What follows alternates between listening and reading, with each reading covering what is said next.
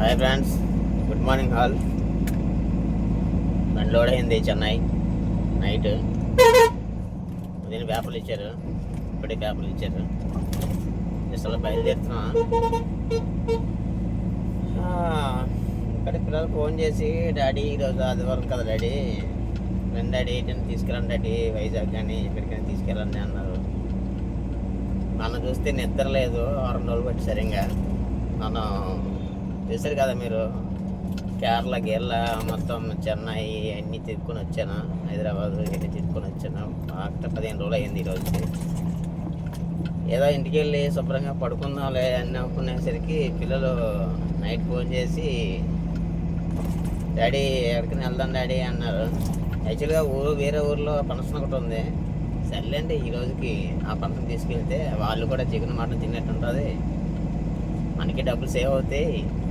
Save అవ్వు, వెళ్ళేందుకు అక్కడ 1000 రూపాయలు అంతా రాయించాలి కదా. ఇదే అనుకుని అక్కడికి వెళ్ళిపోదాం శుభ్రంగా హ్యాపీగా. సరే లారీ డ్రైవర్ పరిస్థితులు, ఇంటికి వెళ్ళి శుభ్రంగా పడుకుందాం అనేసరికి, ఫస్ట్ పెళ్లి చేసుకుంటే చాలా రిస్క్ ఉంటుంది, చేసుకునే వాళ్ళకి కొన్ని హ్యాపీనెస్ కూడా ఉంటాయి. మనకి ప్రజెంట్ ఉన్న జనరేషన్ పెట్టి అయితే పెళ్ళి చాలా అవసరం.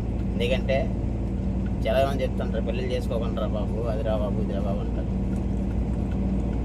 కానీ మా ఇంటికి వెళ్ళేసరికి హ్యాపీగా మన కాళ్ళు వచ్చి శుభ్రంగా పిల్లలతో ఆడుకొని, ఒకరోజు 2 రోజులు ఎంజాయ్ చేయడానికి, పిల్లలతో శుభ్రంగా హ్యాపీగా తిరగడానికి మనకు ఇంకో ఫ్యామిలీ ఉంటుంది. పెళ్లి చేసుకోకపోతే ఎలా ఉంటే చెప్పంటారా? డ్యూటీ దిగినామంటే ఫ్రెండ్స్ ముందు ఫోన్ చేస్తారు, అరే బావ ఏడున్నారా, జల్దీ రారా, రారా భయ్, ఏం చేస్తున్నావు, నీకోసం దావత్ కోసం చూస్తున్నాం రా, తాగేయడానికి చూస్తున్నాం అని. అంటే తాగేదంటే కొంతమందికి అర్థం కాదు, ఎందుకంటే హైదరాబాద్లో చాలామంది నా వీడియోలు చూస్తున్నారు కదా. దావత్ అంటే మీ భాషలో మీకు అర్థమవుతుంది, మా భాషలో తాగడం అంటే డ్రింకింగ్ అట్లా ఉంటుంది. మరి ఫోన్ చేస్తారు, తీసుకెళ్తారు, ఎప్పుడో ఉదయం తీసుకెళ్తారు, ఇంటికి వెళ్ళి స్నానం కూడా చేయలేరు. రాగానే బండి తెస్తారు, ఓ బండి తెచ్చారు కదా మా ఫ్రెండ్, మనం ఓ అయిపోతాం. ఏముండదు, అడి 50 రూపాయలు పెట్రోల్ కూడా ఇస్తాడు. మనల్ని ఎక్కడికో తీసుకెళ్తున్నా, ఎక్కడ తీసుకెళ్ళు, అక్కడి నుంచి ఒక 5 కిలోమీటర్లు తీసుకెళ్తాడు ఒక డాబాకి.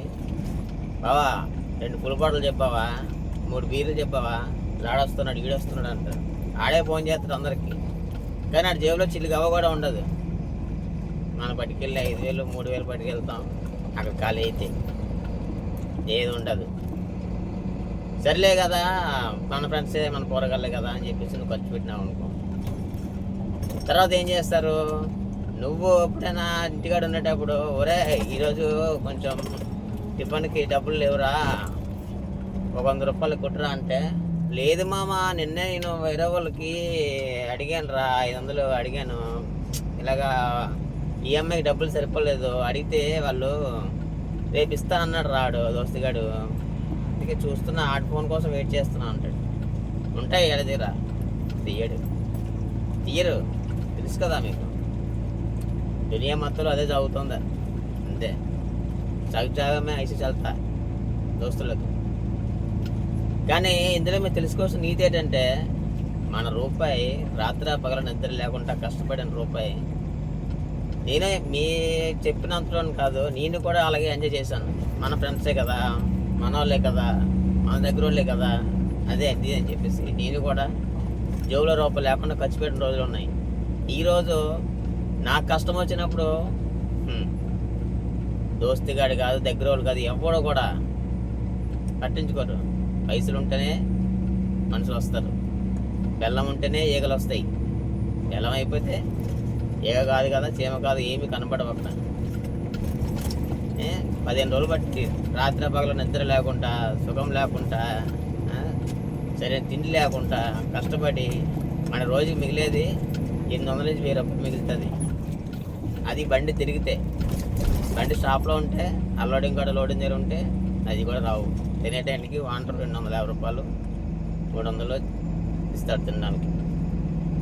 అది కూడా డైలీ ఫోన్ చేస్తే ఎందుకయ్యా అన్నిసార్లు ఫోన్ చేస్తున్నావు, నేను కొట్టంగా కొడతాంలే ఆగు అంటారు. ఒక పూట తిని ఒక పూట పస్తుండి మనం కష్టపడి తెచ్చిన రూపాయలు మనం కుర్రోళ్ళకి, ఫ్రెండ్స్కి, లాలకి, వీళ్ళకి ఖర్చు పెడితే అవి తిరిగి రావు. కాబట్టి మనం తెచ్చుకున్న రూపాయి చిన్నవాళ్ళు అవ్వచ్చు, పెద్దవాళ్ళు అవ్వచ్చు. పెద్దోళ్ళు అయితే వాళ్ళ ఆశీర్వాదం నాకు కావాలి, చిన్నవాళ్ళు అయితే నా ఆశీర్వాదం. ఎవరికైనా సరే మంచిగా చెప్తున్నాను ఫ్రెండ్స్, కష్టపడిన డబ్బులు ఖర్చు పెట్టద్దు, శుభ్రంగా దాచుకోండి. రూపాయి కూడబెట్టి మీకు ఏదైనా మీకు ఇష్టకరంగా ఏదైనా కొనుక్కోవచ్చు. లేదంటే సంథింగ్ ఏం జరిగే ఏదైనా కష్టం అవుతుంది, సుఖం అవుతుంది, రేపు పొద్దున ఇంకోటి అవుతుంది, మీకు యూజ్ అవుతాయి. వేరే వాళ్ళు నమ్మి కానీ మీరు కానీ డబ్బులు ఖర్చు పెట్టినట్టయితే ఎవడు కూడా ₹1 ఇయ్యడు. దొంగ నా కొడుకులు దునియా మొత్తం అదే. మన కష్టానికి ఎవడు కూడా మనకు సహకరించదు. చెప్తున్నా కదా ఫ్రెండ్స్. అలాగే ఏదైనా పొద్దున్నసరికి ఇదేంటి ఎలా చెప్తున్నాడంటే మీ మంచి కోసం చెప్తున్నా ఫ్రెండ్స్. ఎందుకంటే నేను చెడిపోయాను, నాకు తెలుసు, నేను ఎన్ని బాధలో పడ్డాను. కానీ ఈరోజు నాకు జరగలేదు. కానీ ఒకటి, నాకు ఒక విద్య ఉంది, డ్రైవింగ్. చిన్నప్పటి నుంచి మా అమ్మ నాన్న చదువుకోరా అంటే లేదులే, మా ఊర్లో కొంత కుర్రలందరూ కూడా లారీలకి వెళ్తున్నారు, డబ్బులు తెచ్చుకుంటున్నారు అనే చేస్తూ స్కూల్ ఎగ్గొట్టేశాను. ఇప్పుడు టైర్లు కడుక్కుంటున్నాం, డే అండ్ నైట్, నిద్ర లేకుండా, సుఖం లేకుండా, ఎక్కడో తింటాం, ఎక్కడో పంటాం, ఏ రాష్ట్రంలో ఉంటాం, ఎవడ కొట్టినా దిక్కులేదు, ఎవడేమన్నా దిక్కులేదు, మనం గట్టిగా మాట్లాడడం లేదు. మన ఊర్లోనైతే ఏంద్రా నువ్వు మాట్లాడేది, ఈ మాట్లాడుతురా అంటాం. కానీ అన్నిటితో తలంచుకొని పోవాలా. మన ఫీల్డ్ ఎలా ఉంటుంది, మోటార్ ఫీల్డ్. మన డ్రైవర్ సోదరులందరికీ తెలుసు ఎలా ఉంటాం, ఎలా బతుకుతాం. ఎక్కడ కూడా ఎక్కడికి వెళ్ళా, ఏ స్టేట్లోకి వెళ్ళా డ్రైవర్ అంటే చిన్న చూపే, మాట్లాడరు. ఏంట్రా ఆగు, ఒక పేపర్ల కోసం వెళ్ళావు అనుకో, ఏం కంగారైతే ఆగు, ఇస్తాం ఆగు, ఏం కంగారు ఎందుకు పడుతున్నావు, నేను ఇక్కడ ఉన్నాను కదా, ఎక్కడ ఉన్నా కదా. नसीब में अच्छे नहीं है तो ऐसे करता है. छोटे भाई से बड़ा भाई लोग को एक ही बोलता हूँ मैं, एक ग्रुप पे చాలా ఇంపార్టెంట్. ठीक है, చూసుకోండి. पैसा के परमात्मा. Thank you friends, good bye. మళ్ళీ వీడియో చేస్తాను, మళ్ళీ పెడతాను, చూడండి.